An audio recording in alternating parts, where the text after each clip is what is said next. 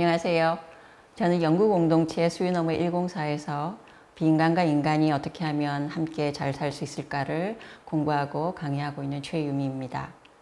저에게 자양분을 주는 철학자는 도나 해러웨이인데요. 도나 해러웨이는 캘리포니아 대학 산타크루즈 캠퍼스에서 과학사와 페미니스트 이론들을 가르치고 공부하고 있습니다. 해러웨이는 남성, 여성, 유기체, 비유기체, 인간, 동물과 같은 전형적인 이분법들을 전복하는 사유들을 진행해오고 있습니다. 그리고 최근에는 동물과 인간, 기계와 인간들이 어떻게 하면 함께 잘 살 수 있을까에 관한 아주 독창적인 사유를 전개하고 계십니다. 우리는 지금 감염병과 기후위기를 동시에 겪고 있습니다. 이것은 무슨 징후일까요? 오늘 우리는 해러웨이의 최근작인 트러블과 함께하기를 가지고 이 문제에 대해서 여러분과 생각해 보고자 합니다. 특히 이 책 2장은 촉수사유라는 제목을 가지고 있는데요. 촉수는 보통 감각기관이고 사유는 두뇌로 하는 것입니다. 그런데 해러웨이는 촉수사유라는 제목을 가지고 아주 다른 사유를 얘기하고 있습니다. 해러웨이는 촉수사유의 장을 이렇게 시작합니다.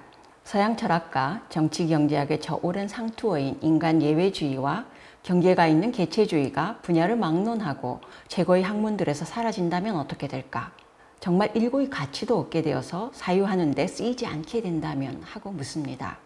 인간 예외주의란 지구상의 모든 생물들 중에서 인간만이 가장 독특하고 특별한 존재라는 이야기입니다. 인간은 말할 수 있고 훌륭한 두뇌를 가지고 훌륭한 문명을 창조해왔다는 것이죠.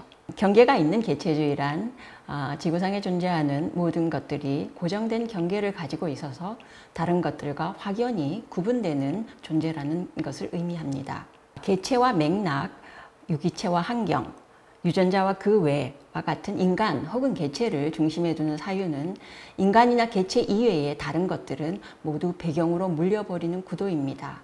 그런데 해러웨이는 이런 구도를 가지고, 이것은 우리에게 매우 익숙한 사유 구도인데요. 이런 구도를 가지고는 인류세라고 불리는 이 파괴적인 사태를 제대로 생각할 수 없다고 얘기합니다. 기후격변을 가르치는 용어를 인류세라고 합니다. 인류세라는 명명은 1980년대에 제안되었는데 2000년에 파울 크리치언이라고 하는 기후과학자, 대기과학자에 의해서 제안되었습니다. 크루처는 2000년에 어떤 학회에서 우리는 더 이상 홀로세에 살지 않습니다. 우리는 인류세에 살고 있습니다. 라고 발표했습니다. 이 이후로 인류세는 과학, 예술, 철학, 사회 모든 분야의 담론에서 핵심적인 키워드로 자리 잡고 있습니다.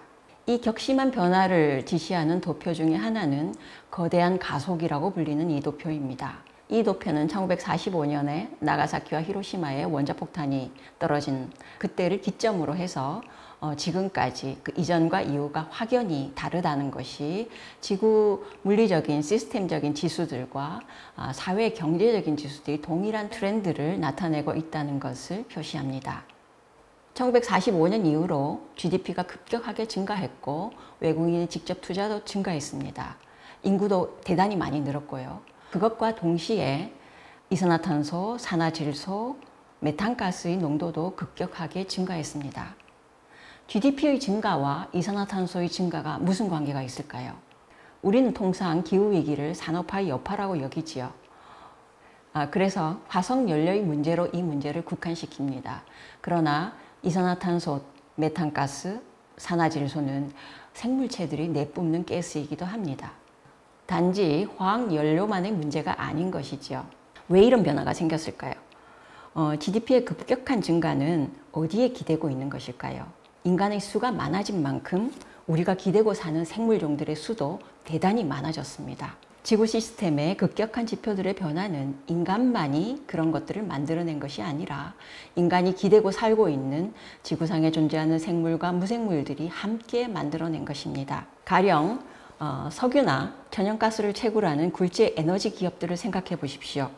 그들이 석유를 팔아서 GDP 증가에 엄청난 기여를 했습니다. 그런데 그들이 석유를 만들었습니까? 석유는 고대 생물의 잔해가 변형되어서 만들어진 것이고 지구 역사적인 산물입니다. 그러니까 순전히 인간적인 활동만이라고 여기는 GDP의 증가도 인간이 아닌 비인간들의 활동과 함께 만들어진 것이죠. 해마다 급성장하는 엄청난 규모의 식육 산업을 생각해 보십시오. 이 그래프들이 보여주는 것은 우리가 환경이라고 뒤로 밀쳐놓았던 생명, 비생명의 활동들입니다. 그 활동들이 격심한 변화를 겪고 있는 것이죠. 때문에 해로웨이는 분명 지구에서 일어나고 있는 이런 변화의 시기를 인류세라고 명명해서는 안 될 것이다 라고 주장합니다.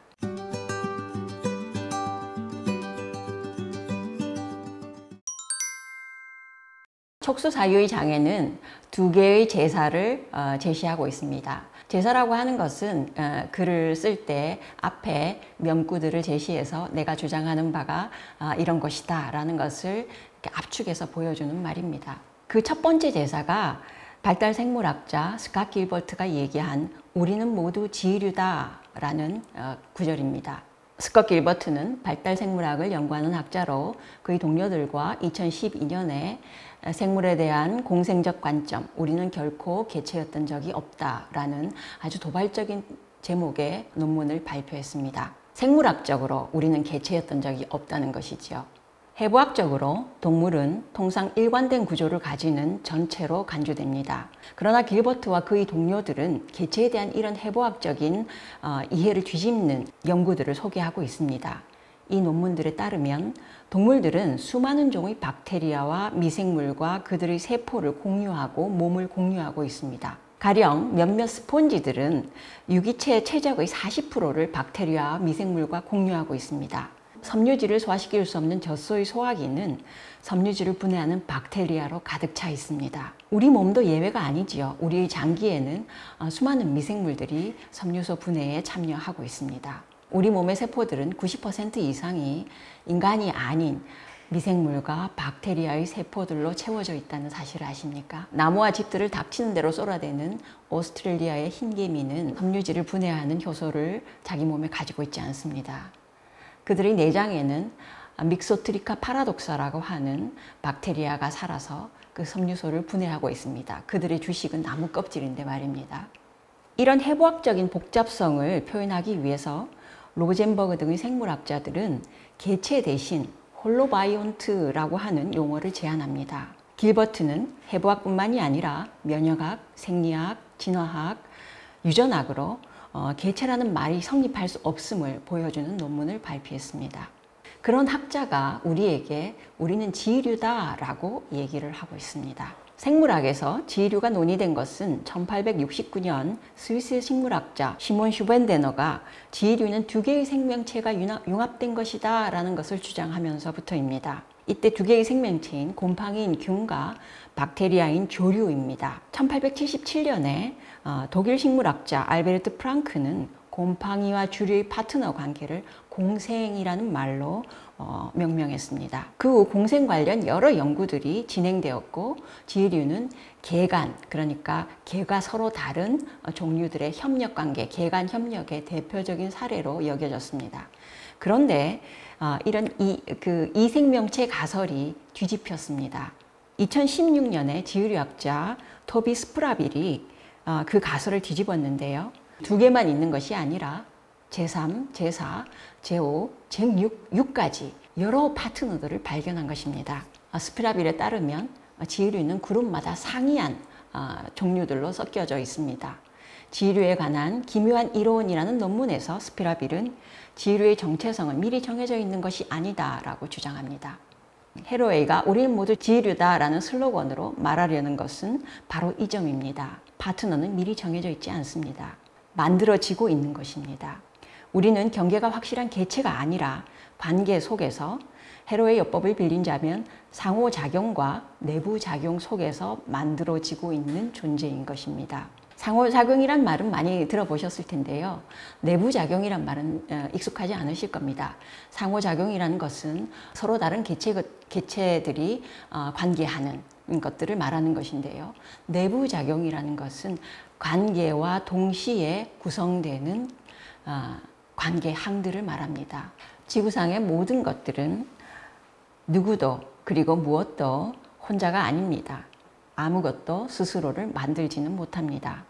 우리는 모두 지인류다 라는 슬로건은 경계를 가진 개체를 중심에 두고 인간을 중심에 두고 이 파괴적 사태를 생각해서는 안 된다라는 이야기입니다. 두 번째 제사는 과학 철학자인 이자벨 스탕제로와 뱅시안 데스프레의 책 야단법석을 떠는 여자들에서 나온 구절입니다. 생각하세요. 우리는 생각해야만 합니다. Think we must think 라는 말입니다. 이 말에는 두 사람의 여성이 개입되어져 있습니다. 첫 번째 think we must는 버지니아 울프의 말입니다. 버지니아 울프가 삼기니에서 전쟁의 포화에 휩싸인 유럽에서 어떤 신사가 전쟁 방지를 위한 기금을 요청하는 글에 대한 답신을 쓴 것이 삼기니인데요. 그 신사는 울프가 말하는 바 교육받은 남성입니다. 그 요청은 교육받은 남성이 딸들과 누이들에게 사상과 지성의 자유를 지키기 위해서 전쟁을 방지하기 위해서 기금을 내달라라고 하는 요청입니다. 그런데 버지니아 울프는 아버지와 오빠들의 말에 따르지 말 것을 자매들에게 요청하면서 Think we must, 생각하세요 라고 외칩니다. 생각하세요 라고 하는 울프의 요청은 여성들도 엘리트의 질서에 편입되기 위해서 생각이라고 하는 것을 해야만 한다 라고 하는 얘기가 아닙니다. 아버지와 오빠의 사유의 질서를 따르지 않고 이 남성들이 우리를 어디로 끌고 갈지를 생각해야만 한다라는 것입니다. Think we must의 다음 구절인 We must think는 과학 철학자이자 페미니스트 이론가인 마리아 부이그드 벨라스카샤의 글의 제목입니다. 스탕제로와 데스프레의 야단법석을 떠는 여자들은 아버지와 오빠에게 불충하고 다르게 생각하는 여성들을 조명하는 에세이들입니다. 스탕제로와 데스프레는 울프와 벨라스카샤로 이어지는 페미니스트 사유의 흐름을 따라서 다르게 생각할 것을 제안하고 있는 것입니다. Think we must think. 생각하세요. 우리는 생각해야만 합니다. 해로웨이가 이를 제사로 인용하는 것은 이 파괴의 시대를 인간을 주인공으로 하는 전형적인 우리의 사유 습관에서 벗어나서 이 문제를 다시 생각하고자 함입니다. 해로웨이는 스탕제로와 데스프레, 버지니아 울프와 마리아 드 벨라스카샤를 이어받아서 촉수적인 사유를 제안하고 있는 것입니다. 촉수는 말씀드렸다시피 두뇌가 아니지요. 감각기관이고 운동기관이기도 합니다. 촉수 사유를 위해서 해로웨이는 인류학자 메릴린 스트레슨을 불러들입니다. 평생 파푸아뉴기니아의 고지대 하겐산에서 민족지를 연구한 스트레슨은 다른 관념을 사유하기 위해서는 어떤 관념을 가지고 사유하느냐가 중요하다라고 씁니다. 울프가 그랬지요. 전쟁 방지를 위해 모금을 해달라는 신사의 요청에 인류의 절반을 차지하고 있는 한쪽 성을 억압하고 지배하는 그런 구도를 그대로 두고 전쟁 방지 기금이 어떤 전쟁을 방지할 수 있겠냐고 말입니다. 스트레스는 종합 능력을 가진 우리의 기관은 머릿속에만 있지 않다라고 얘기합니다. 신체야말로 언제나 상상의 당사자이다 라고 얘기하는 것이죠. 해로웨이가 말하는 촉수사유는 추상적이고 보편적인 것을 찾는 사유활동이 아닙니다. 해로웨이의 촉수사유의 개념에 도움을 준 것은 피모아 크툴루라고 하는 거미입니다. 이 거미는 캘리포니아 중북부의 특정한 지역에 살고 있는 거미입니다. 거미가 구체적인 장소에 사는 것처럼 촉수적인 사유는 아주 구체적인 것에서 출발하는 사유입니다. 누구도 모든 곳에 살지 않습니다. 그러나 누구나 어딘가에는 삽니다. 그래서 사유는 우리가 맞닥뜨리는 아주 구체적인 지점에서 시작하는 것이지 저 멀리 하늘에서 굽어보는 시선으로부터 시작하는 것이 아닙니다. 인류세라는 명명은 그런데 이런 굽어보는 시선을 가지고 있습니다. 생물종으로서 인간이란 존재가 실제로 있을까요? 여러분은 의아해하실 겁니다. 우리는 생물종인데 하고 말입니다. 그것은 분류학자들, 생물학 교과서에 나오는 분류일 뿐입니다. 우리는 언제나 어떤 지역에서 어떤 시간에 무엇들과 누구와 함께 사는 존재들입니다. 다른 생물종들 역시 마찬가지입니다. 해로웨이는 창조물, 크리에이처라는 말 대신에 크리터라는 말을 씁니다. 크리터는 주로 해충을 말하는 미국 속어 중에 하나인데요. 신이 만든 창조물을 비튼 말이기도 합니다. 촉수의 어원에는 더듬다, 시도하다, 더듬이라는 말이 있습니다. 헤러웨이는 촉수 있는 것들이 나를 SF 속으로 말려들게 한다라고 얘기를 합니다. SF는 여러 가지 것들의 머리 글자인데요. 스트링 피겨, 실뜨기, 사변적 우화, 스페큘러티브 패뷸레이션, 사이언스 픽션, 과학 소설, 사이언스 팩트, 과학적 사실, 스페큘러티브 페미니즘, 사변적 페미니즘, 그리고 지금까지라는 so far를 의미하는 말입니다. 어린 시절에 누구나 한 번은 해보았을 실뜨기는 파트너가 있는 게임입니다. 상대와 실을 주고받는 것이죠. 거미의 신체에 붙어있는 촉수는 실뜨기를 하는 손이기도 합니다. 실뜨기는 한 번은 주도적이 되었다가 한 번은 수동적이 되는 게임입니다. 우리의 삶이 사실은 그런 것입니다. 실을 잡을 촉수가 있으면 이런 실뜨기에 말려들기 쉽습니다. SF는 또한 사변적 우화, 사이언스 픽션 이라고도 합니다. 사변적이라는 말은 경험 너머까지 끝까지 사고해 보는 것입니다. 친구 중에 우연히 고양이를 키우게 됐다가 고기를 먹는 것에 대해서 심각한 회의에 빠져서 식생활을 비건식으로 바꾼 사람이 있습니다. 내가 먹는 고기가 내가 쓰다듬고 있는 고양이와 연결되어 버린 것이죠. 사변적 사유란 이런 것입니다. 그래서 그 친구는 동물권 운동을 하고 있습니다. 생각지도 못한 연결이 만들어낸 것이죠. 그 인생을 변화시켜 버린 것이지요. 촉수는 무언가 연결되고 또 무언가와는 분리가 됩니다. 새로운 연결을 만들기 위해서는 여태까지 연결되어 있던 것을 끊어야만 합니다. 차이는 이런 부착과 분리에서 생기는 것입니다. 고기를 무지 좋아하던 제 친구처럼 무언가 다른 연결을 위해서는 원래 자기가 연결하고 있던 것을 끊어야만 합니다. 촉수는 무한계가 아니기 때문입니다. 촉수가 무지 많은 지네라고 하더라도 무한계의 다리를 가지고 있지는 않습니다. 그런데 이런 얘기를 언제나 우리 앞에는 선택이 놓여져 있다, 이렇게 이해해서는 곤란합니다. 그 친구는 선택하지 않았습니다. 고양이를 쓰다듬었고 고양이와 사랑에 빠지게 된 것이죠. 고양이 때문에. 그렇다고 제 친구가 어떤 무관 위치, 죄가 없는 위치, 그런 위치를 차지하게 된 것은 아닙니다. 그는 여전히 바퀴벌레나 파리 싫어합니다. 그리고 농약과 제초제에 신임하는 땅 속의 여러 생물들에 대해서는 별로 관심을 가지고 있지 않습니다. 우리는 무엇과 연결되어 있지만 모든 것과 연결되어 있는 것은 아닙니다. 우리가 모든 것에 사는 것이 아니라 어딘가에 사는 것처럼 말입니다. 거미의 촉수는 다리이기도 합니다. 헤러웨이는 촉수성은 점이나 구에서 살아가는 것이 아니라 선, 무수한 선을 따라 살아가는 생명의 속성이다 라고 얘기를 합니다. 그렇기 때문에 지금까지, 그 선을 따라온 지금까지, so far가 중요합니다. 지금까지 우리가 복수종과 만들어 온 실뜨기 패턴에는 복수종의 풍요를 가져오는 유용한 패턴도 있었고 끔찍한 실패의 패턴들도 있었습니다. 그러니까 여태까지 그들과 관계를 맺고 수천 년 동안 혹은 만년 가까이 살아올 수 있었던 것이지요. 그렇지만 끔찍한 실패도 있었을 것입니다. 스탕제르와 데스프레가 그 많은 사유 실천들 중에서 울프와 벨라스카시아를 이어받은 것처럼 우리는 무엇을 이어받고 무엇과 단절하는가가 중요합니다. 인간은 이 지구의 주인공이고 우리는 이 파괴의 책임이 있지만 이것을 해결할 충분한 능력이 있다라고 하는 믿음은 끔찍한 자만입니다. 이래서는 파괴적 인류세를 빠져나오지 못합니다. 우리는 어떤 관계를 끊을지, 어떤 관계를 육성할지를 생각해야만 합니다. 생각하세요. 우리는 생각해야만 합니다. 헤러웨이는 나치 전범 아인만에게서 사유의 무능력을 포착하고 악의 평범성이라고 이야기했던 한나 아렌트를 참조하면서 우리에게 생각할 것을 촉구합니다. 아렌트가 본 아인만에 대해서 헤러웨이는 이렇게 씁니다. 여기 무감각한 한 인간이 있었다. 무엇이 결여되었는지, 그 자신이 아닌 것이 무엇인지, 순수한 비자기성 속의 세계란 무엇인지, 그리고 비자기에 고유하게 존재한다고 주장하는 것들이 무엇인지에 무감각한 한 인간이 있었다. 여기 어떤 사람이 있었다. 나그네일 수 없었고 얽힐 수 없었고 살기와 죽기의 선들을 쫓을 수 없었고 응답 능력을 배양할 수 없었던 사람.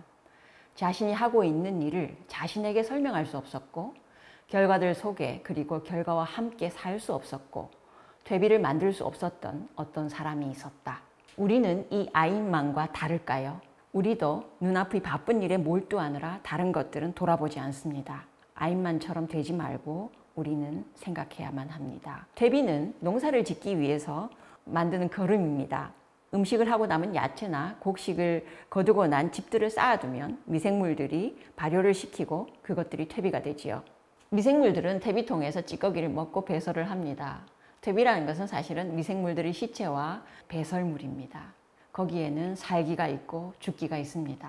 우리가 먹고 남은 것들을 미생물들이 다시 먹고 그들이 다시 죽고 또 그것을 가지고 곡식을 키웁니다.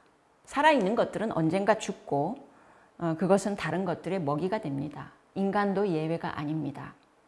뭔가를 죽이고 먹는 것은 무구한 실천이 아닙니다. 그러나 좋은 퇴비를 만들면 좋은 곡식이 자랄 수 있습니다. 무한한 풍요, 무한한 자유를 이상으로 삼아서는 곤란합니다. 이 지구에는 인간만 사는 것이 아니기 때문이죠. 우리와 함께 살고 있는 생물, 무생물들과의 관계, 그들과의 삶을 함께 하지 않으면 자유는 있을 수가 없습니다. 퇴비는 거저 만들어지지 않습니다. 부지런히 뒤적거려 주지 않으면 썩고 맙니다. 지속 가능한 성장이라고 하는 이상한 환상으로는 끔찍한 인류세를 벗어나올 수 없습니다. 우리는 무엇과 연결하고 무엇과는 그 관계를 끊을지 생각해야만 합니다. 그리고 다른 촉수 있는 것들에게 우리가 어떻게 휘말려 들어갈 수 있을지, 그것으로부터 우리의 삶을 어떻게 변화시킬 수 있을지 생각해야만 합니다. 지금까지 우리는 해로웨의 촉수 사유를 살펴보았습니다. 인류세를 빠져나오기 위해서 테크노 사이언스적인 해결만으로는 어림도 없습니다. 우리가 여태까지 생각하던 익숙한 사유 관습에서 벗어나지 않는다면, 그래서 우리와 함께 살고 있는 촉수 있는 것들과 촉수를 뻗지 않는다면 우리는 여기에서 빠져나올 수 없습니다. 생각하세요. 우리는 생각해야만 합니다. 감사합니다.